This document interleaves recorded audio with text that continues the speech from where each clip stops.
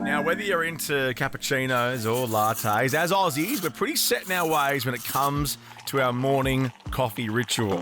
Where and where we get it plays an important part on how we start the day. For Alex, being at the centre of that is a labour of love. This gets quite loud doing this exercise.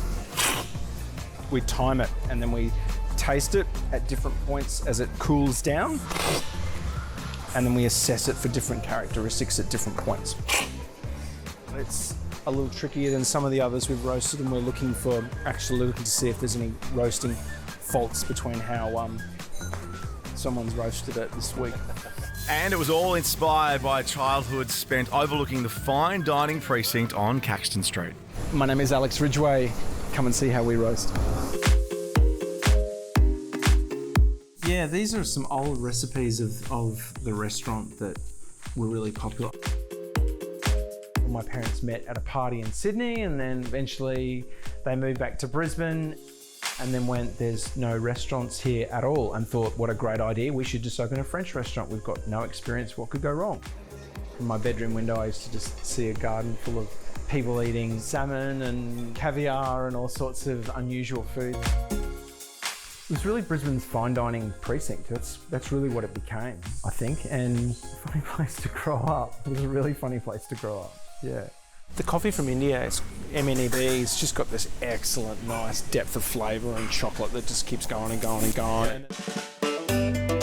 However unconventional Alex's upbringing was, it was the foundations for a career in the same industry as his parents.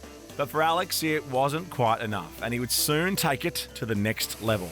I started getting myself ready to do my own project, and that was on a small budget to open a cafe under an office tower. I was making, 200 or 300 coffees personally a day. It just started to spark a lot of questions about coffee. What are all the steps that happen before the point I pour it into the hopper, and start making a coffee? And I started roasting underneath my house a year after we opened that.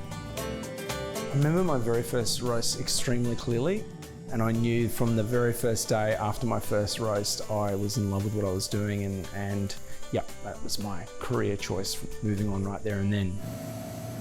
To be clear, that roast is called Doris, and this is called Boris. So in 2017, Alex started serving his own roasts under the name Neighbourhood Coffee. After years of roasting coffee, I've sort of lost count of how many batches I've roasted in my life. From the days of having a very small roaster under my house to now, but there is something about looking at coffee on the drum and looking in there, just sort of eyeballing one and going, that's a good one. And you'll always end up just eating one or two out of every batch, something like that. I guess we are a business that's built around providing service, and that service is great coffee. So we want to cook a lamb on the inside at the same ratio as the outside ultimately. Well, you want to do the same thing with coffee. The role for us is to really try and firstly, we're just going to find those great coffees to start with, and then we're just going to start working with the relationships that we have with the people that come into us and foster their understanding to see and look at coffee in a slightly different way. There should be a balance of acidity, body and sweetness with any particular coffee. If we don't get that ratio right of cooking it at the same ratio on the inside as the outside, we tend to lose something. This coffee tree was flowering only about 3 weeks ago. Now we can see it's starting to look pretty good. And history is repeating itself, with Alex's children getting an early education in fine foods in their backyard coffee plantation. You know what happens if you swallow the coffee seed? It comes out the same. I think what was interesting about growing up in that industry was just the love my parents had for the business and the people that were involved by it. I've tried to bring that through with running my own business. That's just the biggest privilege, to be able to work with people and bring them into your home, because you've got to work as a team and collectively. And if you don't respect the customers that support the staff, that supports the business, the whole operation won't work. Just a medium low black and extra shots to take away, please.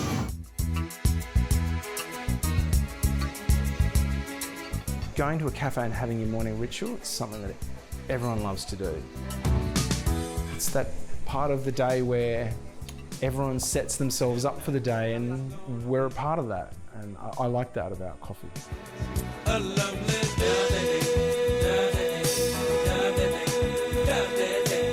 So I've got the right job and I love doing it. That's what spurs me on to keep doing what I do, because I know people love what we do and why we do it. Yeah, I don't think I would do it any other way. You know, sometimes the hard path's the right path, and sometimes the easy path's not the right path. So, if you'd like to get your hands on one of Alex's brews, head to the website for all the details.